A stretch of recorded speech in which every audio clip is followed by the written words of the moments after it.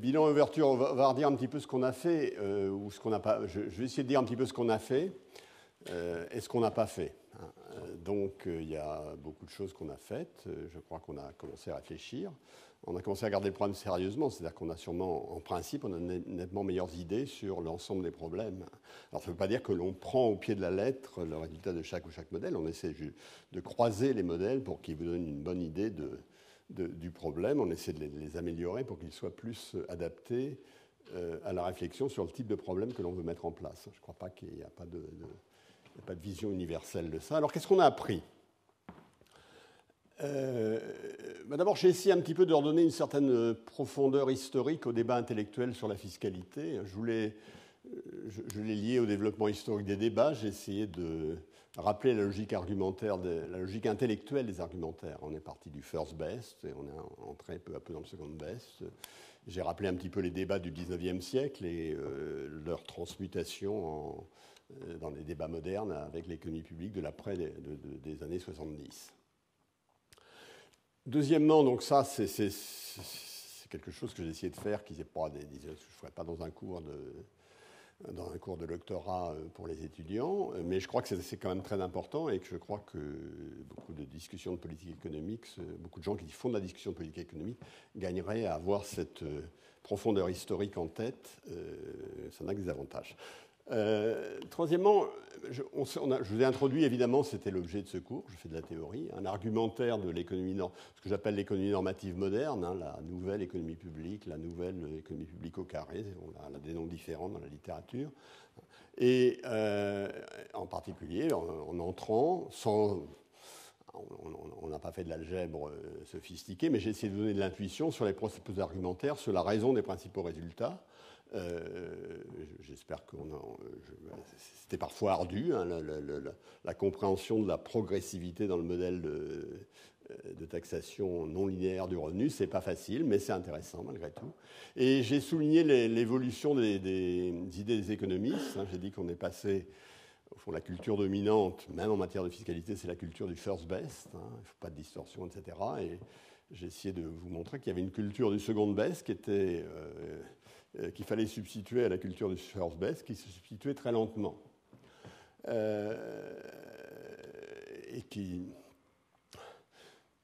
Donc ça, c'est autre point.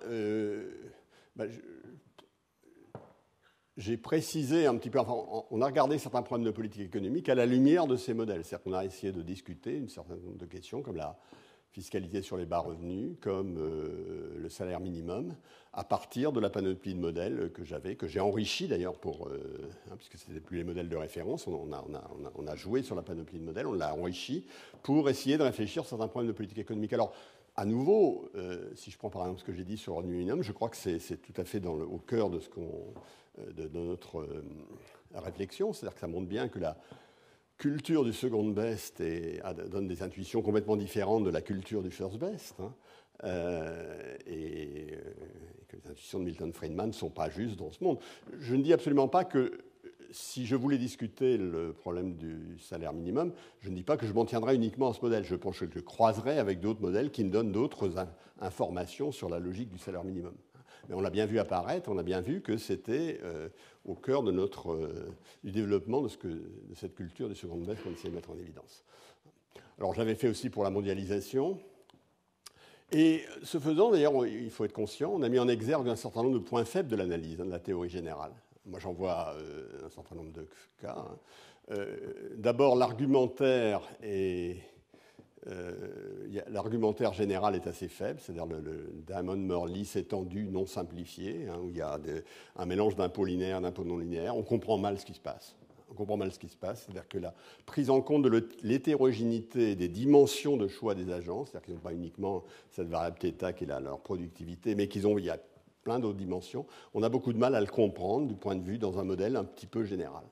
Donc, n'ayant pas de modèle assez général suffisamment général pour le comprendre, ayant des explorations, on s'est rabattu sur toute une série de plus petits modèles qui nous essaient un peu de comprendre les mondes. Alors, deuxièmement, ça conduit à des conclusions qui sont hésitantes. Un élément important de la culture de second best, c'est l'efficacité productive. Hein. Au fond, l'idée que le système de prix fournit de bons signaux à la société a un avatar ici, c'est que le système des prix à la production fournit de bons signaux à la société. La question, on voit bien que c'est une propriété limite. On voit bien qu'il y a plein de propriétés, il y a plein d'hypothèses qu'on peut mettre dans le modèle qui font tomber cette propriété. Mais on n'a pas l'impression qu'ils la font tomber de façon absolument décisive. Jusqu'où accepter l'efficacité productive. Et en particulier, on a vu apparaître ce problème de l'effet de la forme de la production, de la structure de la production sur les revenus primaires. Dans le modèle de Morley, les revenus primaires, ils sont exogènes. Ils sont donnés par des caractéristiques exogènes. Dans le monde réel, les revenus primaires, ils apparaissent à l'équilibre. Ils sont donnés par l'ensemble des caractéristiques du système productif, par l'interaction productive complète. Et on voit bien que le monde n'est pas pareil selon qu'on a l'un ou l'autre, on est dans l'un ou l'autre schéma. Si on veut garder l'efficacité productive dans le monde complexe dans lequel on vit, eh bien, on a du mal, très souvent. Troisièmement, on a vu que la théorie, alors ça je l'ai souligné, je le souligne encore toujours, parce que j'y crois, elle est assez faible sur l'économie politique. C'est une théorie normative qui vous dit si j'ai des objectifs redistributifs de telle ou telle manière, je fais comme ça. Et ce n'est pas une théorie qui nous dit la société a des chances d'avoir des objectifs redistributifs qui sont dans cette gamme, dans cette zone. Vous décidez, c'est un peu une théorie de la fiscalité derrière le voile de l'ignorance. Alors que les problèmes de fiscalité réels sont résolus alors qu'on n'est plus derrière le voile de l'ignorance. Alors, quelles sont les autres lacunes de la théorie de base ? Je vais en signaler, ce n'est pas du tout pour dénigrer ce que j'ai fait ici, mais simplement pour dire qu'il y a beaucoup d'autres pistes de recherche. Je crois fondamentalement qu'on comprend le monde en réfléchissant sur le monde et en regardant les données. Moi, je suis ici et réfléchis sur le monde, donc je crois qu'on n'a pas assez réfléchi sur le monde. Il y a beaucoup de directions de réflexion qui ont besoin d'être explorées si on veut avoir une idée assez... Alors, première remarque que vous avez certainement faite vous-même, c'est que dans les modèles que j'ai présentés, la certitude était partiellement occultée. Elle est absente des modèles de base. Le grand modèle de référence, il n'y a pas d'incertitude. À nouveau, je pourrais toujours arguer, en équilibre général, on est toujours très intelligent et très général, je pourrais arguer que je peux réintroduire l'incertitude en redéfinissant les biens, en les appelant des biens contingents, etc. Mais c'est un exercice qui a beaucoup de limites et qui ne me permet pas d'aller très loin. Deuxièmement, par quoi c'est traduit ? Bien, c'est que l'analyse de la fiscalité s'est traduite. Je suis dans un monde fondamentalement où il n'y avait pas d'incertitude, où il y avait des informations cachées, donc il y avait de l'antisélection et pas d'aléa moral. Là, je reprends les catégories de la théorie des contrats. L'antisélection, c'est quand vous êtes avec quelqu'un, mais vous ne savez pas qui il est. Il peut avoir plusieurs caractéristiques. L'aléa moral, c'est, par exemple, vous investissez quelque part, mais le résultat est aléatoire. Par exemple, quand vous faites une décision de formation, d'éducation, vous investissez, c'est un investissement, mais cet investissement a un résultat aléatoire parce que vous avez des chances d'échouer, parce que la formation que vous avez prise finalement se révèle inappropriée et non valorisée sur le marché, etc. Donc le monde réel est un monde dans lequel il y a beaucoup d'incertitudes qui introduisent la logique que j'ai appelée d'aléa morale, plutôt que la logique d'antisélection, qui sont les deux logiques polaires que l'on met en œuvre lorsqu'on fait la théorie des contrats.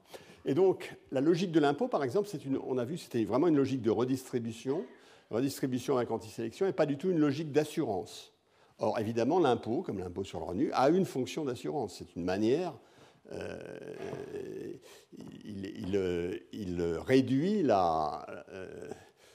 l'éventail ou le spectre des possibles, en particulier il réduit le spectre des possibles les plus défavorables, et donc il vous assure contre de mauvais rendements d'éducation. De même, une des raisons de taxer les hauts revenus, c'est que ce haut revenu provient en partie d'un processus dans lequel les gens ont eu de la chance. Et donc une assurance normale, elle vous taxe quand vous avez de la chance et elle vous subventionne quand vous avez eu de la malchance. C'est ça le rôle de l'assurance. Donc, c'est le premier point. Deuxièmement, si je mets les lacunes de la théorie de base, bien, la dimension temporelle a été traitée très sommairement, c'est ce que j'ai illustré aujourd'hui. Alors, j'ai évidemment donné toute une série de coups de projecteur, en vous disant que si tu serais pour projecteur, c'est un bon point de départ, mais il faudrait évidemment multiplier les coûts de projecteur. J'essaierai de donner d'autres directions de réflexion tout à l'heure. Et puis il y a troisièmement, qui est beaucoup plus, je veux dire, qui a un problème beaucoup plus général de la théorie économique, c'est l'interaction entre le temps et l'incertitude est mal appréhendée, hein, et en particulier, quand on passe le temps, il y a plusieurs dimensions d'incertitude qui se mettent à se conjuguer. L'incertitude intrinsèque, c'est-à-dire celle qui est liée au fait que la nature fait des choix que vous ne contrôlez pas, hein, que telle technologie va se révéler très appropriée à votre problème ou pas du tout. Ça, c'est un état de la nature, c'est quelque chose qui ne dépend pas de vous. Et puis, il y a de l'incertitude extrinsèque, c'est-à-dire qui est liée qui est l'incertitude stratégique, qui est l'incertitude sur ce que vont faire les autres. Cette incertitude extrinsèque, dans la théorie économique, elle est éliminée, hein, en théorie économique actuelle, puisque ce que vont faire les autres est anticipé rationnellement. Elle est jusqu'à un certain point estompée. Mais naturellement, lorsqu'on regarde des problèmes de long terme, comme par exemple la taxation de l'épargne ou comme ceux que j'ai regardés ici, il faudra évidemment réintroduire cette dimension d'incertitude extrinsèque. Parce qu'une des raisons pour penser que l'argumentaire que j'ai donné sur l'élasticité de la réponse des agents à ce qui va se passer dans 130 ans, dont j'ai dit qu'il y avait une élasticité très forte, une des raisons de penser que c'est peut-être pas comme ça, c'est qu'ils auront quand même beaucoup plus de mal à se coordonner sur un avenir plausible à 130 ans que maintenant. Et donc il faudra en tenir compte. Bon, alors là, je déborde très largement de mon sujet.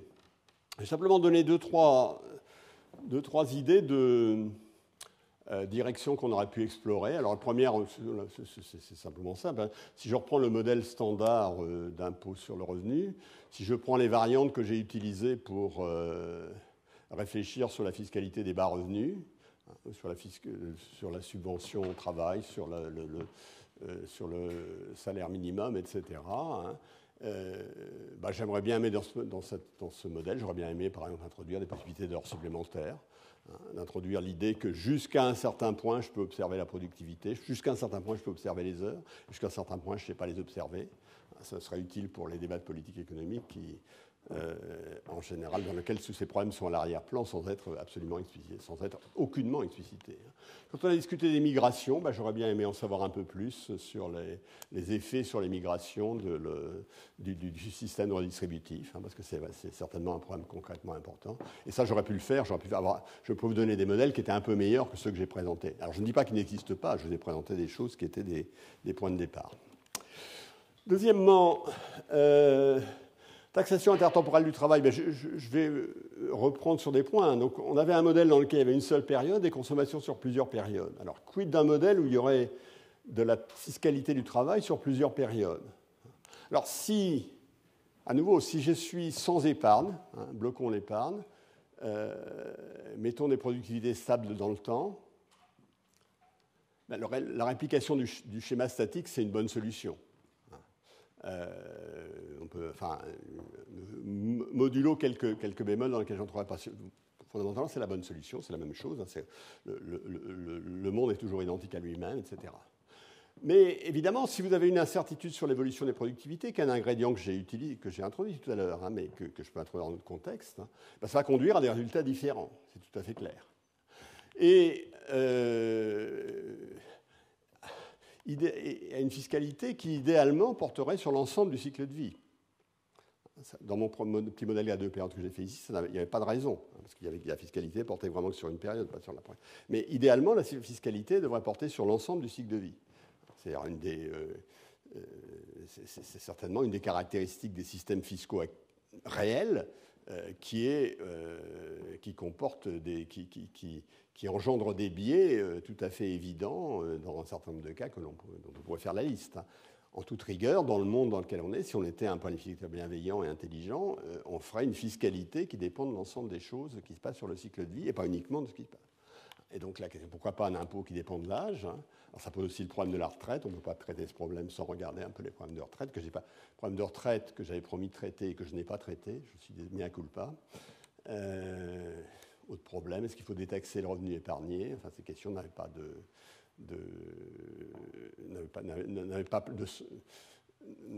n'étaient pas pleinement pertinents dans les modèles que j'ai regardés, mais ce sont des questions qui sont de vraies questions.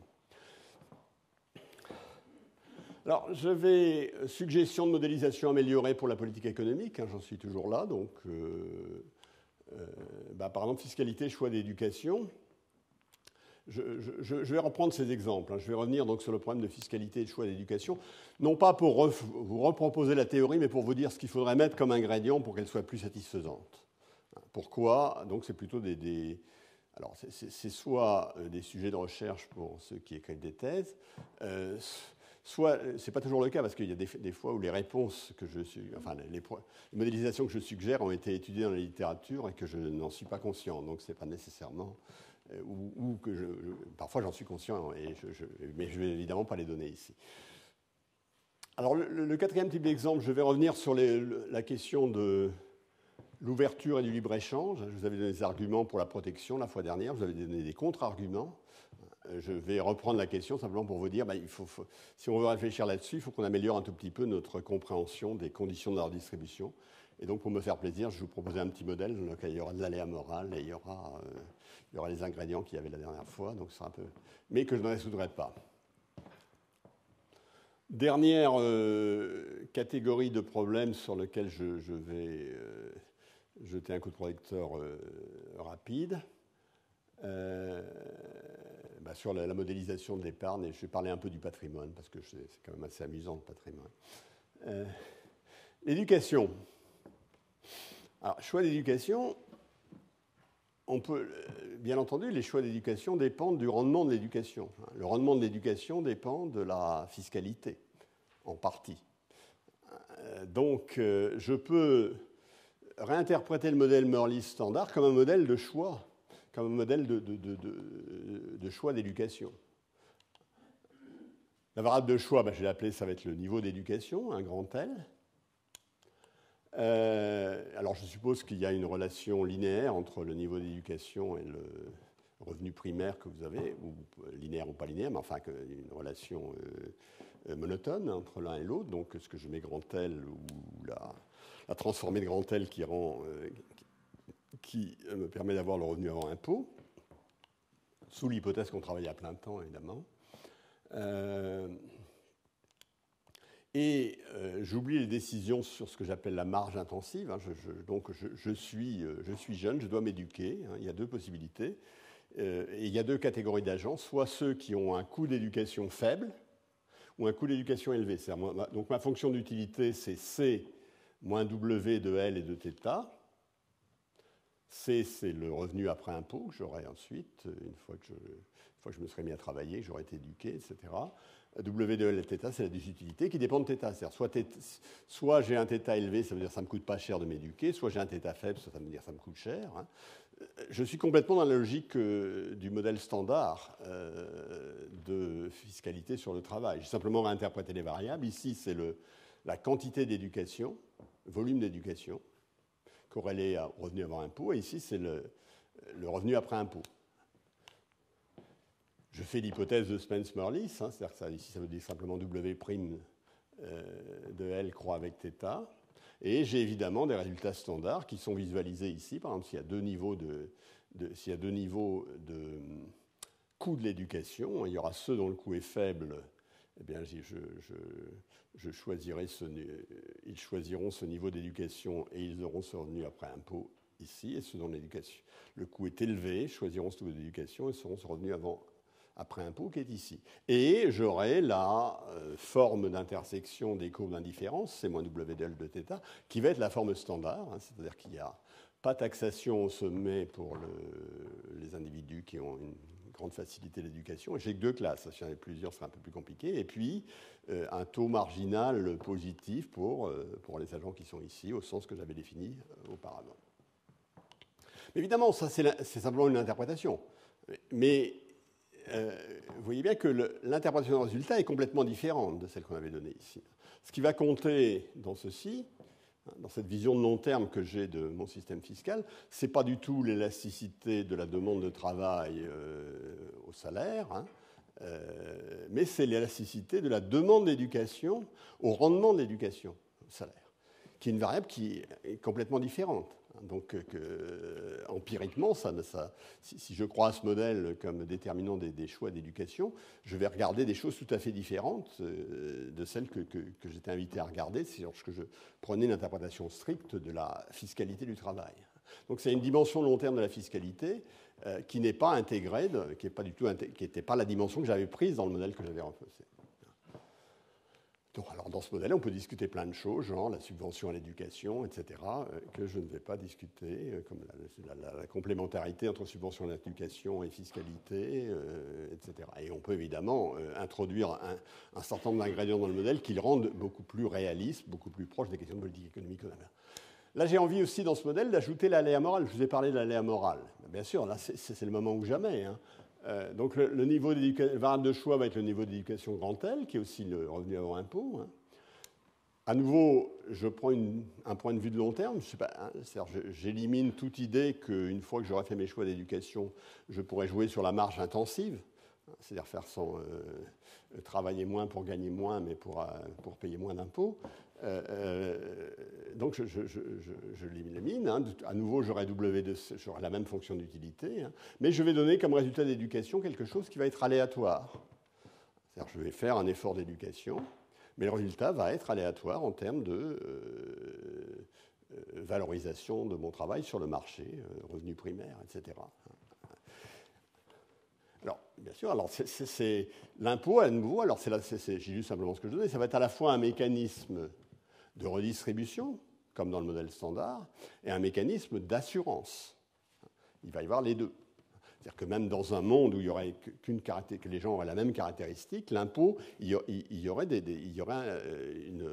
on mettrait un impôt sur le revenu qui serait simplement quelque chose qui est un mécanisme de redistribution après l'apparition de l'aléa. C'est exactement ce qu'on appelle l'assurance. Alors l'optimum, je ne vais pas vous l'écrire, etc. Il faut combiner deux argumentaires, hein, qui sont bien connus en théorie des contrats, mais c'est assez amusant à argumenter. Hein. Et à nouveau, ça va dépendre de quoi le résultat? À nouveau, la variable pertinente va être l'élasticité de la demande d'éducation par rapport au rendement de l'éducation. C'est la première variable pertinente. Mais il y aura une deuxième variable pertinente qui va être importante, c'est l'aversion au risque des agents. C'est-à-dire quel degré d'assurance ils souhaitent, compte tenu de l'incertitude des résultats de l'investissement dans lequel ils vont s'engager.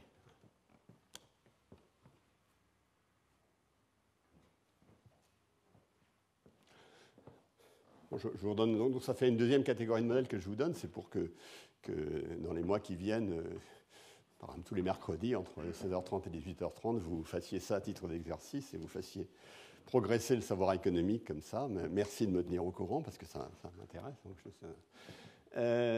Alors, protection ou libre-échange. Donc, je vous ai fait un modèle dans lequel... alors, j'ai donné un certain nombre d'arguments, hein, sur l'ouverture au commerce de nature un peu différente. À la fin, j'avais pris un monde assez simple dans lequel on était un petit pays, donc on n'avait aucun effet sur les prix mondiaux. Le monde fonctionnait comme il voulait, et dans lequel la question était de savoir si on continuait à produire du textile ou si on produisait uniquement de l'électronique. Étant entendu qu'il y avait des travailleurs qualifiés et des travailleurs non qualifiés, et que les choix de production, et donc l'argumentaire que j'avais donné pour la protection, c'est que les choix de production avaient un effet sur les revenus primaires qui ne pouvaient pas être complètement déconnectés. Donc la redistribution ne pouvait pas être déconnectée de ce qui se passe dans le secteur des revenus primaires, comme dans le modèle de Diamond Morley, comme dans le modèle de Morley, et que donc il y avait un argument pour subventionner l'exportation du textile. Après, je m'étais repris, parce que comme ce n'est pas très populaire, je suis prudent, je ai donné un modèle de long terme dans lequel la conclusion cessait d'être vraie. Mais je ne suis pas très content ni de modèle de court terme, de certaine manière, que j'avais utilisé pour vous donner l'argument pour la protection, mais pas non plus, beaucoup plus du modèle de long terme que j'avais donné pour l'éviter. Donc je suggérerais un modèle, je suggère de réfléchir un peu plus sur le mix des dimensions de long terme et de moyen terme de la fiscalité, qui n'a jamais, je vous ai dit, on peut l'interpréter dans le long terme, on peut l'interpréter dans le court terme. Là, je propose un modèle qui est un peu comme le modèle de tout à l'heure, mais c'est plus un modèle d'éducation au sens strict. Hein. Vous faites un modèle d'investissement d'éducation, vous avez 3 qualifications. Par exemple, à un certain niveau de coût, avec un effort faible, vous vous obtenez la qualification 1 ou la qualification 2. Alors 2 serait non qualifié, 1 c'est je ne suis pas utile sur le marché du travail, par exemple, avec probabilité 1,5. Et fort, vous avez 2 ou 3, non qualifié ou qualifié avec probabilité 1,5. Naturellement, je mettrai l'idée que ça peut dépendre de coûts non vérifiables, qu'il y a des coûts non vérifiables de l'éducation. C'est-à-dire que tout le monde n'est pas, ce risque n'a pas le même sens pour tout le monde d'une certaine manière, hein, ou plutôt ce risque dépend de coûts non vérifiables éventuellement. Non, enfin, il y aurait des coûts non vérifiables de l'éducation qui viendraient se superposer là-dessus. Hein. Et puis j'introduirais aussi la marge intensive, c'est-à-dire qu'une fois que j'ai fait mes choix, si je suis 3, si je suis qualifié, ben je peux quand même faire de la marge intensive, c'est-à-dire décider d'aller à la pêche assez souvent pour gagner le revenu de 2. Bon, ben dans ce modèle, on peut essayer de le résoudre, c'est amusant, c'est ça, on fait simplement que de combiner les arguments. Hein. Alors dans ce modèle, est-ce que la protection reste un outil légitime de la distribution? Oui, jusqu'à un certain point. Ça dépend effectivement, ce qu'on voit apparaître dans ce modèle, ça dépend de l'effectivité de la marge intensive. Alors quelle est l'effectivité de la marge intensive? C'est une question empirique, ce n'est pas une question théorique. Hein. C'est donc, maintenant, bien entendu, si je veux discuter sérieusement de ce problème de mondialisation et d'ouverture du commerce, etc., il faudrait que j'étoffe considérablement mon argumentaire. Hein. Je ne le ferai pas ici, simplement pour vous montrer que, pour réfléchir, c'est pour entrer dans cette culture de seconde baisse qui nous dit que la séparation entre les problèmes d'efficacité et les problèmes de distribution tient jusqu'à un certain point dans un monde de seconde baisse, mais seulement jusqu'à un certain point. Et que l'interprétation standard de la théorie a consisté à mettre l'accent sur le fait qu'elle tient autant que possible, en essayant de ne pas trop regarder là où elle ne tient pas trop. Voilà. Alors, sur la dimension temporelle, alors, beaucoup de questions de politique économique restent dans l'ombre. Hein, je vous ai dit, malgré tout ce que je vous ai dit ici, je comprends que vous n'ayez pas d'opinion définitive sur le problème de fiscalité du capital. Pas taxer le capital. Le taxer au taux du travail, ça c'est un argument de simplification. Est-ce qu'il y a d'autres arguments? J'en connais pas énormément d'arguments modélisés, mais si vous m'en donnez, etc. Ou le taxer à des taux reliés à celui du travail. Là, il y a des arguments. Il y a des arguments, il y a des modèles qui ont bien exprimé cette idée. Hein.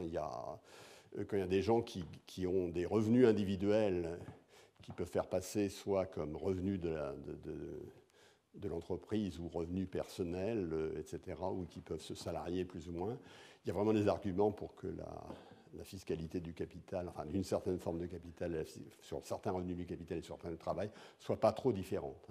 Et c'est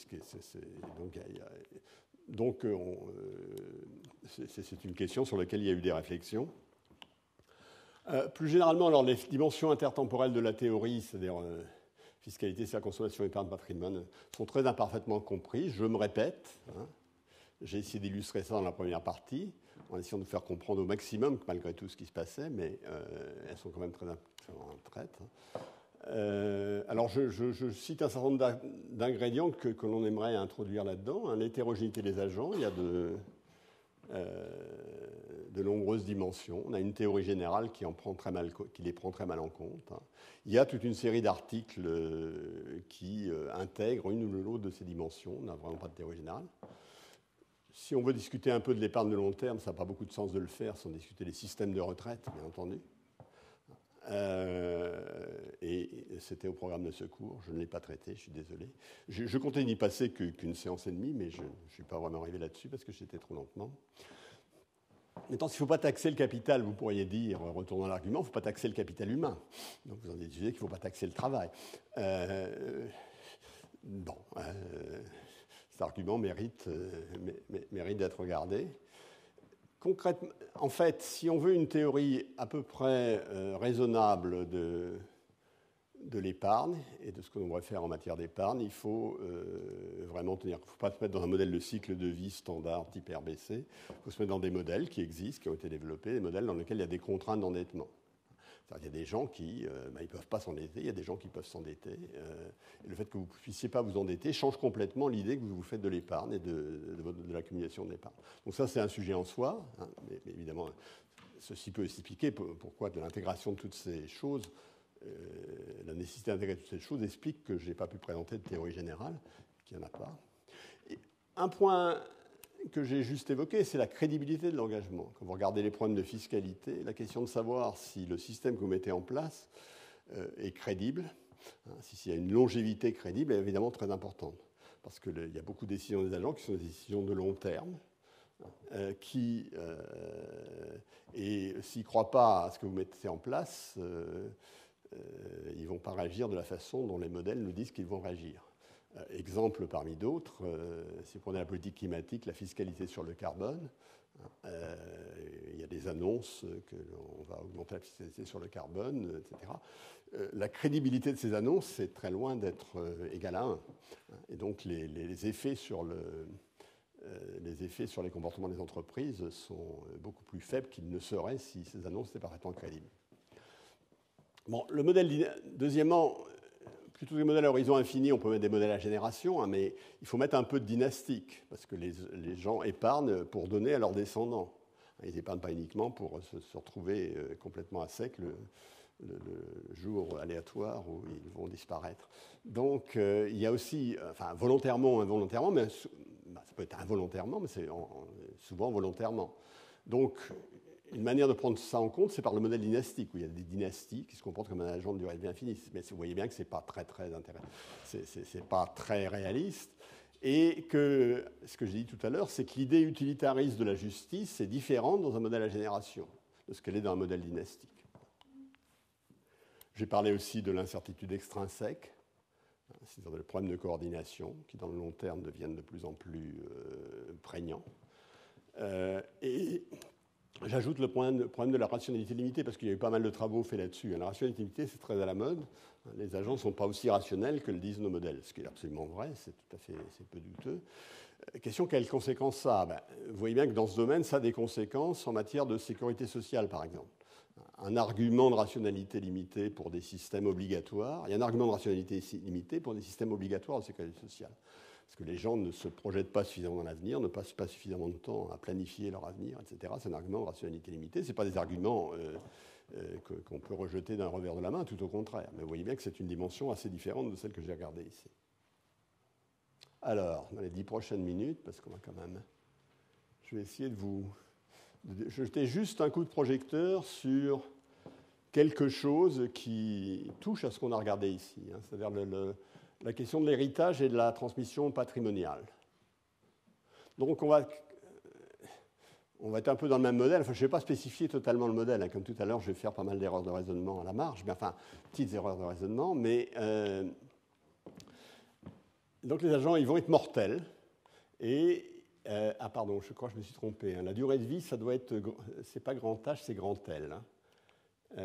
C'est grand L, oui. Donc ils naissent, ils travaillent, ils héritent, ils prennent leur retraite. Et la question que je pose, c'est comment évolue le flux d'héritage par rapport au PIB dans ce monde ? Question intéressante. Question intéressante étant donné ces variations historiques. Je vais vous donner quelques chiffres tout à l'heure. Alors je vais regarder, moi que je ne suis pas, on ne fait pas un cours d'économie empirique ici, on fait une théorie économique, donc on va d'abord essayer de réfléchir à qu'est-ce qu'on peut dire en réfléchissant sur le problème. Alors j'essaie de vous dire ce qu'on peut dire sans trop se fatiguer. Alors je vais prendre un modèle avec accumulation et transmission de la richesse. La transmission de la richesse va être faite quand les gens meurent, ils transmettent leur richesse à leurs descendants. Donc implicitement, on a un modèle dans lequel chacun a un descendant, chacun a une durée de vie donnée, il entre dans l'âge adulte à un certain âge, il hérite à un certain âge et il a une retraite à un certain âge, etc. Enfin bon, je ne précise pas là-dessus. Donc on va porter l'attention sur W. Vous voyez bien que l'héritage va dépendre de la richesse nationale qui est possédée par des agents et qu'ils peuvent transmettre, que j'appelle W, richesse, que je vais assimiler au capital. C'est-à-dire c'est le somme capital physique et capital immobilier. Un W sur Y, par exemple, 6, c'est pas... je ne suis pas absolument sûr de savoir si c'est 5, 6, ça doit être le chiffre. Donc W, je l'appelle des fois K, des fois W. Hein. Je mets dans un monde où la production dépend du capital et du travail, et le capital, il s'agit bien du capital total, hein, et je prends la production nette. Alors le taux d'héritage sur le PIB, c'est grand B sur Y. Hein. Et si si la durée de vie des agents est grand L, oui j'avais mis grand H ici, ça a changé, hein, je suis un peu désolé. Si c'est grand L, bien, ce qu'ils vont transmettre, ça va être W sur L. C'est-à-dire qu'à chaque période, il va y avoir 1 sur L des agents. Si la richesse est répartie de façon totalement homogène, je suis un petit peu vague là-dessus. Donc il y aura 1 sur L de richesse qui sera remis en jeu chaque année, qui sera retransmis. Donc ce sera W sur L. Et donc dans un régime stationnaire, où quand j'ai W sur Y égale bêta, j'aurai donc B sur Y égale bêta sur L. Donc, par exemple, si bêta égale 6, hein, la richesse est égale à 6 fois le produit national, L égale 60, ben, vous voyez qu'il y aurait tous les ans 10%. L'héritage par rapport au PIB, c'est 10%. Alors ça ne fait pas d'hypothèse sur ce qui se passe dans le secteur productif, enfin, et ça fait des hypothèses extrêmement schématiques sur la manière dont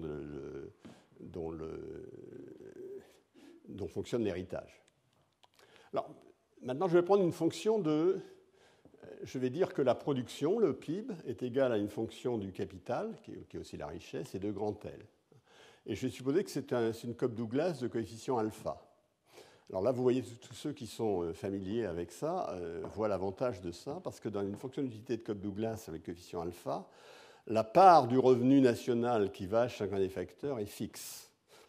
C'est parce que soit la rémunération du travail est faible, et alors on demande beaucoup de travail, soit la rémunération est forte et on demande peu, mais la part de la rémunération du travail dans le revenu national, c'est 1 moins alpha. La part de la rémunération du capital, c'est alpha. Donc ce qui va venir au capital, les revenus qui viennent au capital dans ce monde-là, c'est alpha K. Et ben, le taux d'intérêt... Pardon, c'est alpha Y, je n'ai pas dit alpha. La part du revenu national qui va au capital, c'est alpha. Donc, ce que reçoit le capital, c'est alpha Y. Si vous le divisez par K, ça donne le taux d'intérêt. Le taux d'intérêt sur le capital net. Donc, ça fait alpha Y sur K égale R. Et donc, ça, R est égal à alpha sur bêta. Donc, c'est 5% si alpha égale 0,3 et bêta égale 6.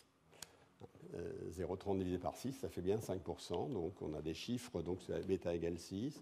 Si vous avez 30% des revenus qui vont au capital, vous trouvez que le taux d'intérêt implicite est tel que calculé avec mon modèle, etc. Alors, une première remarque, c'est si je suis dans un régime stationnaire sans croissance, c'est dans un monde où, à partir d'un certain moment, c'était le premier monde que j'ai considéré, hein, le monde avec le monde de Real Business Cycle. Hein, j'aurais pu mettre des autres croissances, mais je ne l'ai pas mis. Dans un monde sans croissance, mais régime stationnaire sans croissance. Alors, comment je vais trouver comment tout ça va se décliner?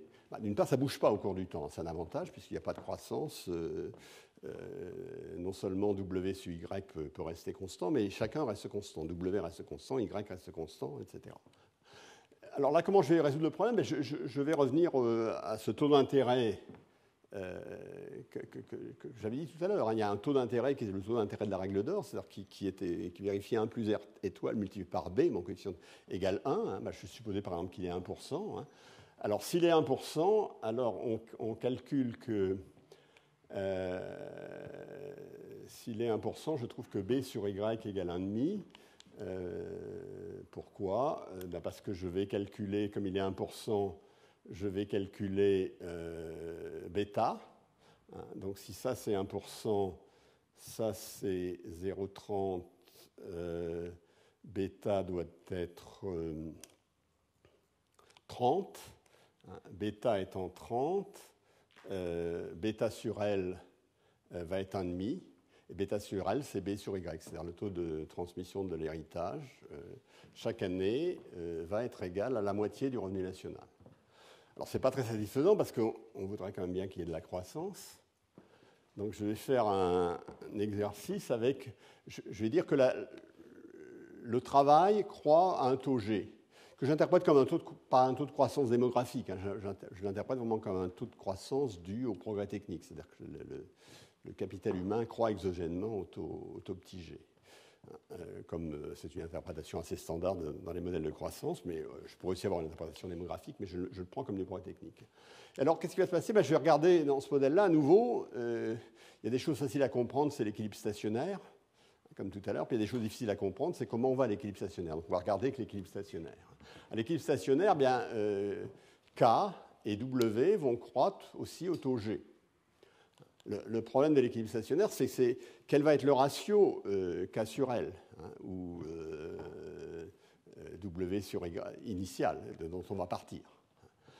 Et pour ça, il faut boucler le modèle autrement. Et par exemple, s'il y a un certain taux d'épargne, il y a plusieurs manières de boucler. La première, c'est de dire qu'il y a un taux d'épargne exogène. Alors, si j'ai un taux d'épargne exogène, il doit vérifier que SY, c'est-à-dire le taux d'épargne par rapport au revenu national, doit être égal à KG, puisque K, c'est le niveau du capital. Il faut que j'augmente de KG pour l'année suivante, pour que je sois toujours qu'il croisse au taux G. Et donc, ça veut dire que G va être égal à S sur bêta. Alors maintenant, si je considère G comme un taux de progrès technique exogène, hein, comme un taux de...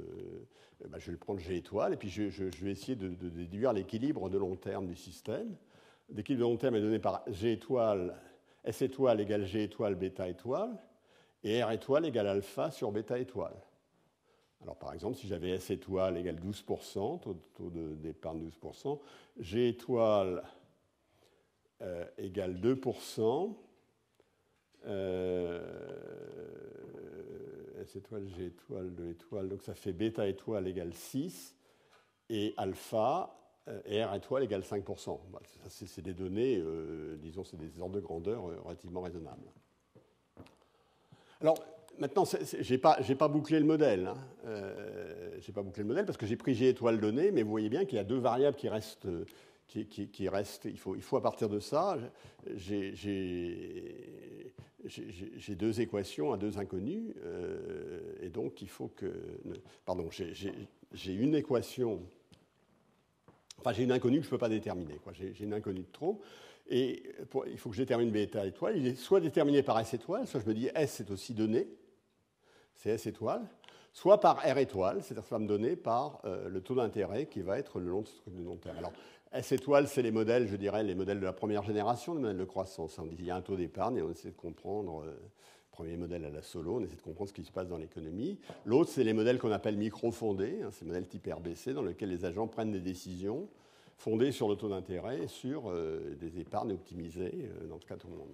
Alors par exemple, si S donné, vous voyez, je peux prendre bêta étoile va être égal à S sur G étoile, et vous voyez qu'il va être élevé quand G est faible, et faible quand G est élevé. Alors vous voyez bien que bêta étoile, c'est bêta étoile sur L qui me donne le taux d'héritage. Donc vous voyez bien qu'il y a une relation entre le taux d'héritage, que ce modèle avec S étoile me donne une relation entre le taux d'héritage et le taux de croissance de l'économie qui est non ambigu. Si je prends un modèle de cycle de vie, alors là, je vais faire un petit calcul, mais grosso modo, R étoile va être égal à sigma, l'élasticité de substitution multiplié par G étoile. Hein, j'oublie le coefficient B de tout à l'heure, le coefficient de préférence pure pour les présents. Donc ça donne B étoile égale alpha sur sigma G étoile et S étoile égale alpha sur sigma. À nouveau, ce bêta, donc le ratio à durée de vie donnée des agents, hein, le ratio de héritage sur PIB, va être corrélé négativement avec G. Donc qualitativement, j'ai des phénomènes assez semblables à ce qui se passe dans le modèle microfondé, dans le modèle qui ne l'est pas.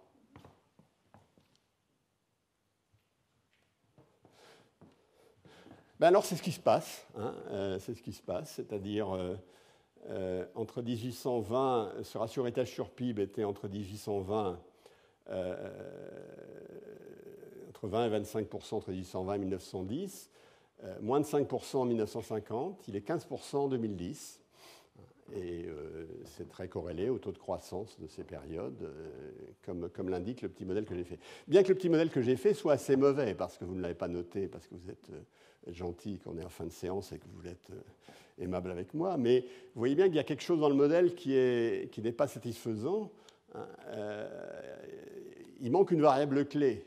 Il manque une variable clé, c'est la richesse moyenne des défunts, la richesse moyenne des gens qui meurent par rapport à la richesse moyenne de l'économie. Là, j'ai fait un peu comme si c'était la richesse moyenne de l'économie qui était transférée. Dans tous mes raisonnements, sans le dire, en vous le cachant, j'ai fait comme si, enfin je l'ai dit un petit moment, mais j'ai fait comme si c'était la richesse moyenne de l'économie qui était transférée. En fait, c'est pas vrai. Il va y avoir une autre variable qui explique la différence entre la richesse moyenne des défunts et la richesse moyenne de l'économie.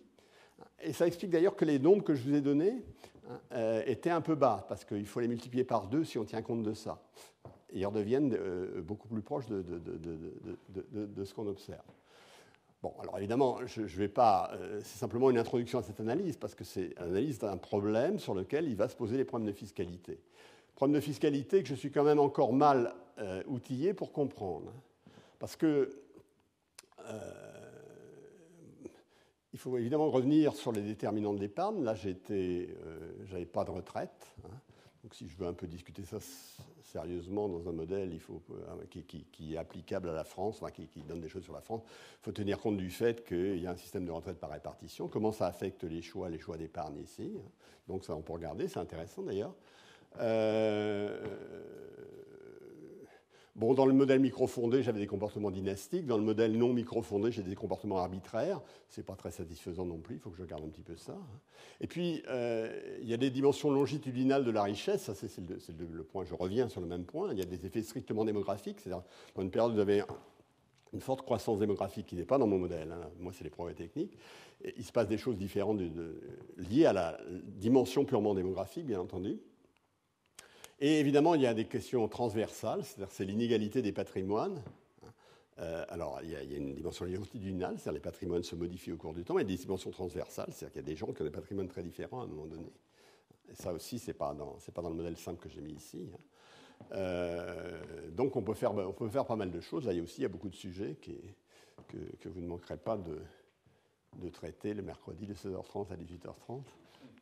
Alors, si vous vous intéressez quand même à ce problème, il faut revenir sur les détails de l'histoire qui sont intéressants, mais qui nous font entrer dans l'économie empirique, qui n'était pas mon sujet. Donc, il me reste à conclure, en vous remerciant de votre attention, en vous disant l'année prochaine, le contenu du cours, le sujet du cours n'est pas encore arrêté, mais devrait l'être assez sous peu. Et d'ailleurs, je pourrais le communiquer dès que je le connaîtrai à ceux d'entre vous qui m'auront laissé leur adresse mail, d'où action, essayer de faire circuler une feuille dans laquelle ceux qui ne l'ont pas fait et qui auraient souhaité le faire pourront indiquer leur adresse mail. Merci beaucoup et à bientôt.